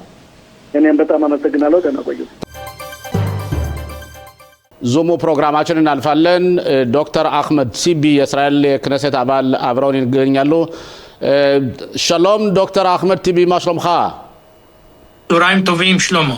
אני מודה לך שנענית לבקשתנו לבוא להתראיין. אני חושב שזו פעם הראשונה אחד מחברי הכנסת הערבים מתראיינים בטלוויזיה ה-ETV 140 בישראל, אז אני מודה לך. גילוי נאות שאנחנו גם חברים ששירתנו בכנסת ביחד, בכנסת 18-19, יש לי הערכה כלפיך. ולכן הסכמתי להתראיין. אז אני מודה לך. עכשיו בואו נלך ישר לעניין. דוקטור אחמד טיבי, איך אתה רואה את הפוליטיקה הישראלית בימים אלה? אני נמצא הרבה זמן בכנסת, אני אחד מהוותיקים, אבל קדנציה כזאת, ממשלה קיצונית, כהניסטית, הזויה, שיוצרת שסעים, מרחיבה פערים, עוד לא ראיתי ולא חוויתי. זאת אחת הקדנציות הקשות והמאתגרות ביותר שהיו עד היום. חשוב שהיא תסיים את חייה מהר ככל האפשר, כדי להחליף את הכנסת ולהחליף את הממשלה לטובת האזרח. יהודים וערבים כאחד. אנחנו, דרך אגב, יש לי שותף לרעיון שקוראים לו מיסטר תספאי, הוא גם השתתף ברעיון, הוא תכף יפנה אליך. אני רוצה לשאול אותך, החברה הערבית בתקופה הזאת, בעיקר הפשיעה במגזר הערבי, ההתמודדות, ואיך חיים עם זה? אנחנו יודעים שיש משנה לשנה, מדי חודש בחודשו, נרצחים אנשים. אתה יכול להגיד לנו באמת איזה פעולות הממשלה עושה כדי למגר את הפשיעה הזאת? לא חיים עם זה, אנחנו לא מסכימים לחיות עם זה. וזה, ושטף הדם, והדם ממשיכים למלא ולשטוף את הרחובות. אין כמעט יישוב, כפר או עיר, שלא מוכה על ידי הדבר הזה שנקרא פשיעה ורציחות, ופרוטקשן, דמי חסות, ונשק משתולל בכל מקום. אנחנו כבר שנים רבות, אתה זוכר מאז, אני דרשתי לאסוף את הנשק הלא חוקי מהיישובים הערבים, והנשק הזה לצערי מגיע בהברחה מבסיסי הצבא, והנשק הזה הורג אותנו על ידי ארגוני פשיעה בתוך החברה הערבית, שמתנהגים כאילו הם השלטון. הם מדינה בתוך מדינה, המדינה לא מרתיעה את ארגוני הפשיעה, הם חופשיים לעשות מה שהם רוצים. יש יישובים שנפלו, הם ממש נמצאים בשליטת ארגוני הפשיעה על ידי פרוטקשן, ירי, הפחדות, איומים, וזה מקריס את היישובים האלה, זה גם מונע פיתוח כלכלי, זה מרחיק את ההרגשה של ביטחון אישי, זה זכות יסוד של כל אזרח, והמשטרה והממשלה פשוט לא שם. בנימין נתניהו נושא באחריות, למה? כי הוא מינה לתפקיד שר המשטרה עבריין סדרתי ששונא ערבים, ולכן לא פלא שהפשיעה משתוללת והוא מסייס. ואנחנו מבינים שאת הסיפור, את הבעיה של הממשלה והשר לביטחון פנים, אבל מה עם המגזר המנהיגות הערבית, השייחים, ראשי הערים, חברי הכנסת, מה רמת ההתגייסות שלכם באמת לסייע כדי למגר את התופעה הזאת? הרי היא תופעה של החברה כולה, היא לא רק שלכם, לא רק של המגזר בלבד. התגייסות טוטלית. אין. כל החברה הערבית מגויסת כדי למגר את הפשיעה, כדי לדרוש, כדי לפנות, כדי לדפוק בכל דלת, בכל אשנב. יש שני סוגי פשיעה. הסוג הראשון והחמור יותר, רוב הרציחות הם משם, זה ארגוני פשיעה. לטפל ולמגר ארגוני פשיעה זה לא אזרח, לא ראש העיר, לא נבחר הציבור, לא איש דת, אלא המדינה. יש סוג שני של אלימות קהילתית, שני שכנים רבים, אחד יורה בשני, רצח נשים, אלימות בתוך בית ספר, זה אלימות קהילתית באחריות של ההנהגה, באחריות של כולנו. אנחנו נושאים וצריכים לשאת באחריות למגר את האלימות הקהילתית. הראשונה היא המסוכנת ביותר, היא משליטה שלטון של טרור פלילי על ידי ארגוני פשיעה שלא מטופלים. והדבר החמור ביותר, שכשהמשטרה לעתים עוצרת אנשים, בתי המשפט מקילים בגזרי הדין והעונשים, ואנשים משתחררים. אין הרתעה, לא של המשטרה ולא של מערכת המשפט. אוקיי. תספיה, אתה רוצה לשאול את דוקטור טיבי בבקשה? בטח, אני מאוד אשמח. קודם כל, שלום לך אדוני. תודה שהקדשת לנו זמן. לי מאוד חשוב לשאול, אתה ותיק מאוד בפוליטיקה הישראלית, ואני עוקב אחריך בעשייה שלך. בתקופה האחרונה אתה, אדוני, מנסה להוביל מהלך משמעותי לאיחוד 4 המפלגות הערביות. בעיניי זה דבר מאוד חשוב בתהליך שאתה עושה. מה יכול להיות המכשולים שהארבעה המפלגות שתאחדו ביחד ותביאו תוצאה יותר שהיא לאותן שאלות שאדון שלמה שאל אותך לפני כן, שכל כך הרבה דברים שיש צריך לעשות, מה קורה איתכם, האחדות והכל, ומה המכשולים בעיקר. וזו שאלה אחת. שאלה שנייה שלי, הייתי רוצה שתתייחס לאמירה של השר סמוטריץ' לביקור של ראש הממשלה לסוף החודש, הוא הולך לפגוש את הנשיא באמירה של ריבונות ביהודה ושומרון, לחזור עם תשובה חיובית, אדוני. נכון, אנחנו מובילים ומנסים להוביל מהלך של להחזיר את הרשימה המשותפת על 4 המפלגות שלה, חד"ש, תע"ל, רע"מ ובל"ד. זה כבר קרה ב-2015, קיבלנו 13 מנדטים, אחר כך 15. לפי הסקרים אנחנו מקבלים בין 15 ל-17 מנדטים אם נצליח להקים אותה. עדיין אין הסכמות, יש עוד חילוקי דעות. חילוקי דעות קשורות במי שרוצה להיכנס לממשלה הבאה, מי שלא רוצה להיכנס. אני חושב שאפשר להגיע למשוואה שתצמצם פערים, ויש זכות לכל אחד לעשות מה שהוא רוצה אחרי הבחירות. אני מעדיף שנשאר ביחד, ויכול להיות שנאלץ להישאר ביחד, כי ממשלת השינוי אמרה שהיא לא רוצה מפלגה ערבית בקואליציה, גם בנט, גם גנץ, גם לפיד, גם ליברמן, אבל המספרים מדברים. 15, 16, 17 מנדטים שלנו אין ספק, הם יסלקו את נתניהו, סמוטריץ', בן גביר מהשלטון וישלחו אותם לאופוזיציה. זו המטרה שלנו, זו הדרישה של הציבור שלנו. 85% מהציבור שלנו רוצה רשימה משותפת. זו דרישה לא מתפשרת של הציבור, זו הכרעה היסטורית, ואנחנו צריכים להיות מאוד אחראים בנושא הזה, ולמרות חילוקי הדעות, להגיע להסכם ולרוץ יחד. אוקיי, לגבי השאלה של הביקור של ראש הממשלה. לגבי סמוטריץ', תראה, סמוטריץ' גזען ופשיסט ידוע, הוא סיבך אפילו את הארץ כולה ואת המדינה כולה בהזיות המשיחיות פשיסטיות שלו.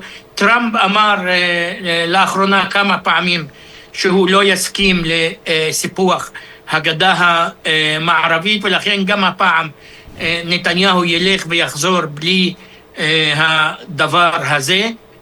אם נקים רשימה משותפת, סמוטריץ' ימשיך לשנן ולומר את השטויות האלה שלו מספסלי האופוזיציה.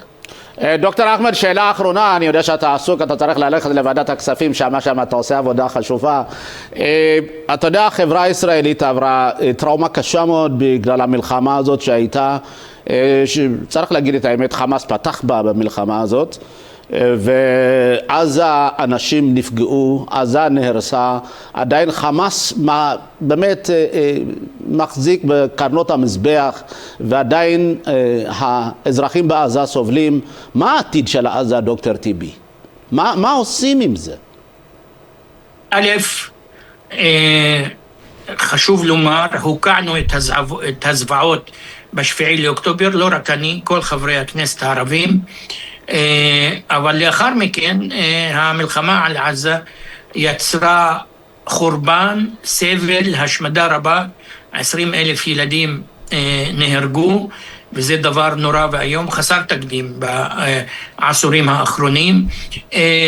עזה הוחרבה, היא הרוסה, כמו שהתגאו מספר שרים וחברי כנסת, אמרו שצריך להחריב את עזה, להשמיד את עזה, להרעיב את עזה. הקהילה הבינלאומית מנסה להתחיל לשקם את עזה, עדיין זה לא התחיל, בינתיים ישראל לא מקיימת אחרי התוכנית של טראמפ, היא גם מפירה מדי פעם את ההסכמים. יותר מ-1,200 פלסטינים נהרגו ונפגעו מאז ההכרזה על הפסקת אש. הנשיא טראמפ צריך להתעקש על הפסקת האש ולהפסיק את ההפרות האלה. אסור שאף צד יפר את ההסכם, לא מכאן ולא משם. ראית לאחרונה את התמונות בחורף, בגשם של האוהלים. אסור שב-2026 יראו תמונות כאלה. אם העולם לא יתגייס לשקם את עזה, היא לא תשוקם, והיא מחויבת שיקום, כי כל העולם נושא באחריות למה שהתרחש בעזה. ובכל זאת, גם ישראל וגם העולם. כן, אם תוכל להגיד לנו, דוקטור טיבי, אחר כך, אחרי שאנחנו ניפרד ממך, כמובן, את הרעיון שלך, אנחנו נתרגם את זה לאמהרית. אני הייתי רוצה שתגיד לנו מה אתה אומר, מה עתיד היחסים של אזרחי ערבי ישראל והיהודים במדינה הזאת, שאנחנו חייבים להיות ביחד. תראה, יש רוב יהודי, יש מיעוט ערבי. אנחנו יכולים לא להסכים בנקודות רבות, אבל חייבים למצוא את הנתיב כדי ליצור חיים משותפים. אני מאלה שתמיד מושיט לך, שלמה, יד, כדי לצמצם פערים ונוכל לחיות יחד בחלקת האדמה הזאת, במולדת הזאת. יש קשיים, במיוחד מאז 7 לאוקטובר, זה יותר קשה, יותר מאתגר, ולמרות הקושי, או בגלל הקושי, אנחנו צריכים לעשות יותר כדי לשנות את המציאות למציאות קונסטרוקטיבית יותר ופחות הרסנית. תודה רבה לך, דוקטור טיבי, על הרעיון. באמת אנחנו מודים לך, גם אני, גם הקולגות שלי. תודה רבה. ተመልካቾቻችን ፕሮግራማችን እንደቀጠለ ነው። አሁን ደግሞ እኔና አቶ ተስፋዬ ዶክተር አህመድ ቲቢ የተናገረውን አጠር ባለ ሁኔታ ለመተርጎም እንሞክራለን። ዶክተር ቲቢን የጠየቅነው ጥያቄ መጀመሪያ በአረቦች አካባቢ የሚደረገው ግድያ እንዴት ነው በምን አይነት ሁኔታ እየተቋቋሙት መንግስት እየተቋቋመ በምንልበት ጊዜ መንግስት ምንም አይነት ብዙ ስራ እየሰራ አይደለም በእኛ በየከተማዎች ሰው እየተገደለ እየተጨፈጨፈ እየሞተ ነውና ወንጀለኞች ዝም ብለው እንደልባቸው እየሄዱ ነው ያሉት በጣም በሚያሳዝን ሁኔታ ግን እስካሁን ድረስ ምንም መፍትሄ የለም ብለዋል ሁለተኛ ለጠየቅነው ጥያቄ የናንተ ራሳችሁ የክኔሴት አባላቶች የከተማ ከንቲባዎች እንዲሁም የአረብ መሪዎች በሙሉ ምን እያደረጋችሁ ነው ምን እየሰራችሁ ነው ከመንግስት ጋር አብራችሁ እየሰራችሁ ነው ብንለው ወይስ እናንተም ግዴታ አለባችሁ ይሄን ችግር ለመፍታት በምንልበት ጊዜ አዎ እኛም ጥረት እያደረግን ነው በተፈለገው ጊዜ ፈቃደኛ ነን ምን ጊዜም ቢሆን እኛ አብረን ለመስራትና ያለውን ወንጀል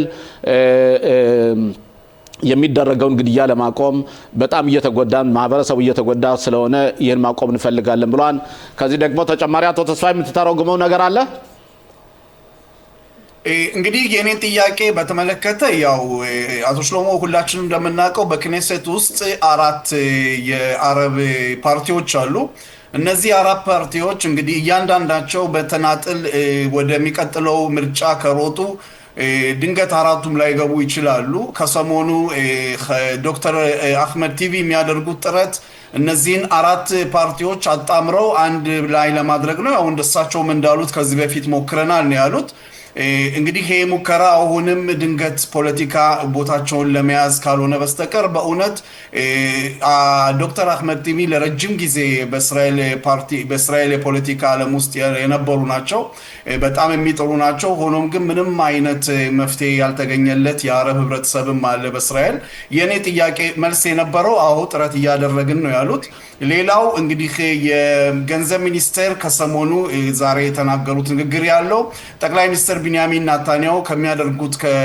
ከአሜሪካ ፕሬዝዳንት ጋር ከሚያደርጉት ግንኙነት ጋር ከዛ ሲመለሱ የይሁዳና ሰማሪያን ጉዳይ ባስመለከተ የግዴታ እስራኤል ግዛት መሆኑን የሚሆን እንግዲህ ምስራች ይዛችሁ መምጣት አለባችሁ የሚል አነጋገር ተናግረዋል በዚህም ያሉት ያው የእሳቸውን ንግግር ባልደግመውም እነሱ የሚፈልጉትን ማለት ይችላሉ ይሁዳና ሰማሪያ ግን እስከመቼም ወደ እስራኤል ግዛት አትገባም የሚል ንግግር የተናገሩት እንግዲህ ከባድ ጥያቄዎች ጊዜ ቢኖሩን ከባባድ ጥያቄዎችን ብንጠይቅ ጥሩ ነበር ግን በሌላ ጊዜ እናደርገዋለን ይሄ ነው ሌላው ከዚህ የጠየቅናቸው 3 ጥያቄዎች አሉ የአረብ ፓርቲዎች ከአንድ ላይ ሆነው እንዴት ነው ይሄዳል ወይ ለሚባለው ባለፈው አንድ ላይ ሆነን ሄደን ነበር 13 የክኔሴት አባላቶች አግኝተናል ከዛ ደግሞ 15 በሁለተኛው ዙር አግኝተናል 80% የአረብ ፓርቲዎች ከአንድ ላይ መሆንን ይፈልጋሉ ችግር አለ በተለይ ችግሩ ግማሾች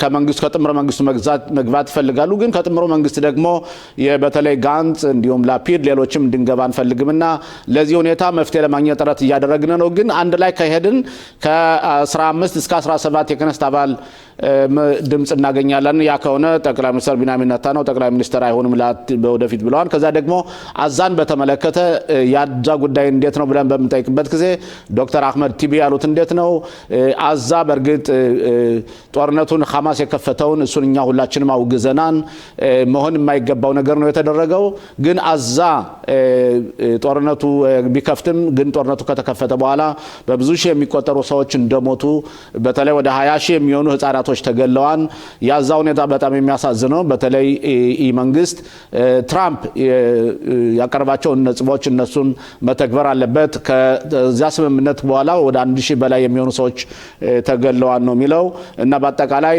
የእስራኤልና የአረብ ህዝቦች የዜጎች አብሮ የመኖር ሁኔታ ምንድነው የወደፊት በምንልበት ጊዜ ምንም አማራጭ የለንም ልዩነት ሊኖረን ይችላል ግን ከዚች መሬት ውስጥ ሁላችን አንድ ላይ ስላለን እኔ አረቦችና እስራኤሎች በጥሩ ሁኔታ እንዲኖሩ ጥረት ከሚያደርጉት መሐከል አንዱ ነኝና ምንም አማራጭ የለንም አብረን መኖር አለብን ሲል ተናግረዋል ይሄ ነው ዶክተር ቲቢ ከተናገራቸው አጠር ባለ ሁኔታ ተርጉመንለታል አቶ ተስፋዬ ስለ ትርጉሙና ስለ ጥያቄው በእውነት ድጋፋችሁ አይለየን እንላለን እንደዚሁም በአገር ውስጥ በየስና በሆት በ140 ቁጥር አይኢቲቪ ብላችሁ ድጋፋችሁ አይለየን እንላለን እንግዲህ ከሰሞኑ ካቀረብነው የስፖርት ዜናዎችም 35ኛው የአፍሪካ እግር ኳስ ዋንጫ ውድድር በሰሜን አፍሪካዊቷ እየተካሄደ ነው። እንግዲህ መስመር ላይ ማን አለን? ተስፋዬ አዎ ጋዜጠኛ ፋሲል ለገሰ ይሰማል? ከዛ በፊት ውጤቱን በስነ ስርዓት ንገረን እንጂ እኛ እኮ በጉጉት ነው የምንጠብቀው እኮ። ከሰሞኑ በእውነት እየተከታተልኩ ነው። የጨዋታው እንደ ድሮ ሞቅ ያለ አይደለም። ምክንያቱም በእውነት ብዙ ቡድኖች በጨዋታቸው ላይ በጣም ኃይለኛ ዝናብ እየዘነበ ነው ሲጫወቱ የነበረው። ሆኖም ግን ይሄም ሳይረብሻቸው ያው ጨዋታውን በተለያዩ ውጤቶች እያሸነፉ ነው። በነገው ዕለት በሚቀጥለው ሳምንት በትክክለኛ ውጤቶችን ይዘን እንቀርባለን። ፋሲል እንዴት ነው ለአንተስ ለማየት ይችላል? እስካሁን ድረስ ለማየት አላጋጠመኝም። አንተ ጨዋታው እንዳለ በይፋ ተነግሯል። በእስራኤል ይህን ያህል ትኩረት አልሰጡበትም። ግን እንደው ነው ከሆነ አፍሪካ ቡድኖች ጎበዞች ስለሆኑና ጥሩ ውጤት ማምጣት ስለሚችሉ በእስራኤል እንዴት ዘንድሮ ትኩረት እንዳልሰጠበት እኔም ገርሞኛል። አንተ ስታነሳው ነው ስሞት አሁን እስካሁን ድረስ ከተመለከትከው እንደተመለከትኩ የትኛው ቡድን ነው ጥሩ ጨዋታ መጫወት ላይ የሚገኘው? አንደኛ ነገር ሞሮኮ እንግዲህ ጨዋታው የሚካሄደው በሞሮኮ ነው። ሆኖም ግን በሞሮኮ ብቻ ሳይሆን ከአሁን ሰዓት በእውነት አዳዲስ ትውልዶች በእግር ኳሱ ዘርፍ ላይ አዳዲስ ትውልዶች እየመጡ ነው። እስካሁን ድረስ በእውነት ሁሉም የጓጓው የሚጠባበቀው ያው እነዚህን አዳዲስ እግር ኳስ ተጫዋቾች ለወደፊት የት እናያቸዋለን የሚል አይነት ጥያቄዎች አለ። በየዓለም የሚታይ እግር ኳስ ጨዋታ ነው። እስራኤል እንዳልከው በጣም ትኩረት ባትሰጠውም ግን በእስራኤል የስፖርት ቻናል ላይ ሌላ ጊዜ ብዙ ትኩረት ይሰጥበት ነበር። ምክንያቱም ብዙ የአፍሪካ ብሔራዊ ቡድን ተጫዋቾች በአውሮፓም ስለሚጫወቱ በትክክል ግን ምን እንደሆነ እንጃ ይህን ያህል ትኩረት ተሰጥቶት ሲኖባቅ ለመስማት አልቻለም። በትክክል በእንግዲህ በስፖርት ቻናል ላይ ነው ጨዋታው በቀጥታ የሚካሄደው። በየዕለቱ 2 ጨዋታዎች አሉ። እንግዲህ ላልሰማ ላላየ እንግዲህ በዚህ አጋጣሚ እንዲያው እንጋብዛለን። በሚቀጥለው ሳምንት በእውነት ከውጤቶች ጋር ሰፋ አድርገን ለማቅረብ እንግዲህ እንገደዳለን ማለት ነው።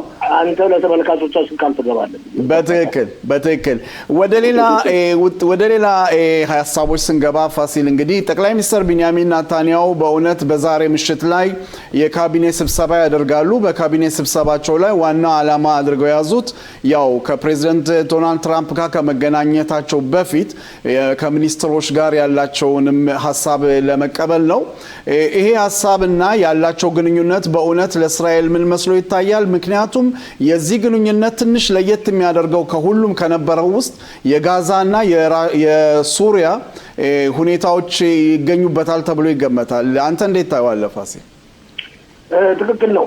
አንደኛ ተስፋዬ ሐሙስ ስብሰባ መካሄዱ አዲስ አይደለም። ሐሙስ እንግዲህ የሚካሄደው ስብሰባ የሙሉ ካቢኔ ወይም ካቢኔው ስብሰባ ሳይሆን የመከላከያና የውጭ ጉዳይ ኮሚቴው ስብሰባ ነው። የሚኒስትሮች ኮሚቴ ስብሰባ ነው። ይህ ኮሚቴ ነው እንግዲህ ወሳኝ ውሳኔዎች ላይ ውሳኔ የሚያስተላልፈው። የሚኒስትሮች ምልዓተ ጉባኤ የሚካሄደው እሁድ ነው። ለማንኛውም ጠቅላይ ሚኒስትሩ እንግዲህ እንደመስለኝ ከሆነ በሚቀጥለው ሳምንት መጀመሪያ ላይ ነው ከፕሬዚደንት ዶናልድ ትራምፕ ጋር ተገናኝተው የሚነጋገሩ። ንግግሩ የሚካሄደው በዋሽንግተን ሳይሆን በፍሎሪዳ ነው። ማለትም ፕሬዚደንት ዶናልድ ትራምፕ በክሪስመስ ምክንያት እረፍት ላይ ናቸው። ስለዚህም ውይይቱን በግል መኖሪያ ቤታቸው ነው የሚያካሂዱት እና በአጠቃላይ ሁኔታ ስንመለከተው አሁን አንተ የሰነዘርካቸውን አስተያየቶች ማለትም መካከለኛው ምስራቅ ተጨባጭ ሁኔታ በማስመልከት አዛን፣ ሊባኖንን በማስመልከት ሶሪያን በማስመልከት ኢራንን በማስመልከት ሰፋ ያለ ውይይት ይደረጋል ተብሎ ይጠበቃል። እንግዲህ ከዛ በፊት ጠቅላይ ሚኒስትሩ ወደ አሜሪካ ከመጓዛቸው በፊት ከሚኒስትሮቻቸው አስተያየቶችና ሀሳቦችን ለመስማት ቀይ መስመሮችንም ለማስመር ነው ይህን ስብሰባ የሚያደርጉት። እንግዲህ ከስብሰባ በኋላ የሚወጡ መግለጫዎች ካሉ ለመመልከት ይችላል። ግን ከፍተኛ ትኩረት የሚደረግበት የጠቅላይ ሚኒስትሩና የፕሬዚደንት ዶናልድ ትራምፕ ግንኙነት አስቀድሜ እንዳልኩት አዛ፣ ኢራን፣ ሊባኖስ፣ ሶሪያ ተጨባጭ ሁኔታ ይሆናል። ወሳኝ ተጨባጭ ሁኔታዎች ናቸው። እንግዲህ የትኛው ከየትኛው እንደሚቀድም እስካሁን ድረስ ግልጽ አይደለም። ብዙዎች እንደሚሉት የጋዛ ሁኔታ ይቀድማል ይላሉ። አንዳንዶቹ ደግሞ ኢራን እንደገና መልሳ ራሷን ለማቋቋም በኒኩሌር ሳይሆን በረጅም ርቀት ተምዘግዛጊ ሚሳኤሎች ጥረት እያደረገች ስለሆነ አስፈላጊው ዝግጅት የሚደረግበትን ሁኔታ ይፈልጋሉ። ስለዚህም የፕሬዚደንት ዶናልድ ትራምፕና የጠቅላይ ሚኒስትር ቤንያሚን ኔታንያሁ ውይይት ወሳኝ ውይይት ነው። እንግዲህ ፕሬዚደንት ዶናልድ ትራምፕ ያው ስልጣን ላይ ከወጡ 1 ዓመት ሊሆናቸው ነው። እንግዲህ ጥር 20 ቀን 2025 ዓመተ ምህረት ነው ስልጣን ላይ ወጡት። 1 ዓመት ሊሆናቸው ነው። እንግዲህ በ1 ዓመት ጊዜ ውስጥ ልብ በል እስካሁን ድረስ ታይቶ ተሰምቶ የማይታወቀውን ተስፋዬ ታይቶ ተሰምቶ የማይታወቀውን 6 ጊዜ የአንድ ሀገር መሪ ከአሜሪካው ኤምፓየር መሪ ጋር ተገናኝተው ይዋያሉ ማለት ነው። ሌላው ፋሲል ራሻ እና እስራኤል በሱሪያ ጉዳይ በኩል ከሰሞኑ የሚወጡት መረጃዎች አንዳንድ ግንኙነት እያደረጉ ነው። እስራኤል ሁላችንም እንደምናውቀው የቱርክ ኃይል ሱሪያም ሆነ ጋዛ እግሩ አይረግጥም የሚል እርምጃ ወስዳለች። ይሄ ግንኙነት በእውነት የራሻ ኃይል ሱሪያ ይገባል ብለህ ታስባለህ? አንደኛ የራሻ ኃይል እኮ ተስፋዬ ሱሪያ አለ። ላታኪያ በተሰኘው ወደብ ባህር ኃይላቸው የጦር ሰፈሩን አላነሳ። ምንም እንኳን አሳድ ኮብልለው ጠፍተው ወደ ሞስኮ ቢሄዱም እና ራሻ በመካከለኛው ምስራቅ በሶሪያ ከፍተኛ ፍላጎት ያላት ሀገር ነች። ስለዚህም ጠላት ከመሆን ይልቅ ያሁን በስልጣን ላይ ያለው የሶሪያው ፕሬዚደንት አሻራ ጠላት ከመሆን ይልቅ በሰላም ከራሻ ጋር መኖር ይፈልጋል። ስለዚህም አንዳንድ የሚያቀርባቸው ጥያቄዎች ለምሳሌ አሉ። አሳድን አሳልፋችሁ ስጡኝ ይላል። ይሄን እንኳን ሩሲያኖች የሚያደርጉት መስሎ አይታይም። ያም ሆነ ይህ ፕሬዚደንት ዶናልድ ትራምፕና ይቅርታ ጠቅላይ ሚኒስትር ቤንያሚን ኔታንያሁና የራሻው ፕሬዚደንት ቭላዲሚር ፑቲን ጥሩ ግንኙነት አላቸው። ምንም እንኳን አይዲዮሎጂካቸው ማለት ርዕዮተ ዓለማቸው የተለያየና ከሰማይና ከምድር የተራራቀ እንደ ሰማይና ምድር የተራራቀ ቢሆንም ይከባበራሉ። በመሪነት ስለሚከባበሩ ባለፈው ሳምንት ወይም 2 ሳምንት ይመስለኛል በስልክ ውይይት አድርገው ነበር። የራሻ በሶሪያ አካባቢ መኖር ለእስራኤል ጥሩ መስሎ ይታያል። ምክንያቱም ቱርክን ሊያስደነግጥ ይችላል። ቱርክ አሁን በሰሜን ሶሪያ የተለያዩ ግዛቶችን ለመያዝ ከፍተኛ ጥረት እያደረገች ነው። ይዛለችም ወደ ታችም ወደ ደቡብም የጦር ኃይሉ ያገሰግሳል የሚል ስጋት አለ። በዚህ ምክንያቱም ከእስራኤል ጋር ግጭት ይፈጠራል ተብሎ ይገመታል። ይህንን ለማኮላሸት እስራኤል ደግሞ በበኩሏ ወደ ሶሪያ ክልል በመግባት 40 ኪሎ ሜትር ድረስ ከሶሪያ ክልል በቁጥጥሯ ስር አውላለች። በመጀመሪያ ፕሬዚደንት ዶናልድ ትራምፕ አርዶዋንን እና ጠቅላይ ሚኒስትር ኔታንያሁን አስማማለሁ ብሎ ተነስተዋል። ወዳጅ አደርጋቸዋለሁ ብለው ቃል ገብተዋል። በአንጻሩ ደግሞ ጠቅላይ ሚኒስትር ቤንያሚን ኔታንያሁን እጃቸውን አጣጥፈው አይቀመጡም። በተቻለ መጠን የቱርክን ሸረብ ለማጋለጥ ከፍተኛ ጥረት ወይም ለመቁረጥ ከፍተኛ ጥረት ማድረጋቸው ግልጽ ነው። ምክንያቱም ቱርክ አሁን ከፍተኛ ፍላጎቷ የነበረው አዛ ወታደሮቿ እግራቸውን እንዲያስገቡ ነበር። ይህ ነገር በፍጹም እንደማይሆን ተገልጿል። በዚህ ምክንያትም እስራኤልን እንዳውም እንደሚባለው ከሆነ በአሁኑ ወቅት የቱርክ የመጀመሪያና ዋና ጠላት እስራኤል ነች የሚል መግለጫ ሲወጣ ሰምተናል። ሰሞኑን አይደለም ሊሆንም አይችልም። ቱርክ ይህን ያህል የገነነችና የምታስፈራ ሀገር አለችም፣ ግን ጠንካራ ሀገር ነች፣ ትልቅ ሀገር ነች፣ ብዙ የጦር ኃይል አላት። ተጨማሪና ዘመናዊ የጦር መሳሪያዎችን በተለይም አውሮፕላኖችን ከአሜሪካ እንዳትቀበልም እስራኤል ከፍተኛ ጥረት እያደረገች ነው። ስለዚህ ባለችበት አቋም ከቀጠለች ምንም ችግር አይመጣም። ነገር ግን አንዳንድ እርምጃዎችን ለመውሰድ ከተፈለገ ግን እስራኤል አስፈላጊው ዝግጅት እያደረገች ነው። ሌላው እንግዲህ በሊባኖስ ስለወስድ ነው። ሊባኖስ የውጭ ጉዳይ ሚኒስትር ከሰሞኑ የተናገሩት ንግግር አለ። የጋዜጣዊ መግለጫ የሰጡት ምክንያት የሂዝቦላን ትጥቅ ለማስፈታት ጥረት እያደረግን ነው፣ ግን ተግባራዊ ለማድረግ በጣም እየከበደን ነው የሚል ንግግር ተናግረዋል። ይሄ ማለት እንግዲህ ምን ማለት ነው? እስራኤል በእውነት የራሷ የበለጠ እርምጃ መውሰድ አለባት ማለት ነው?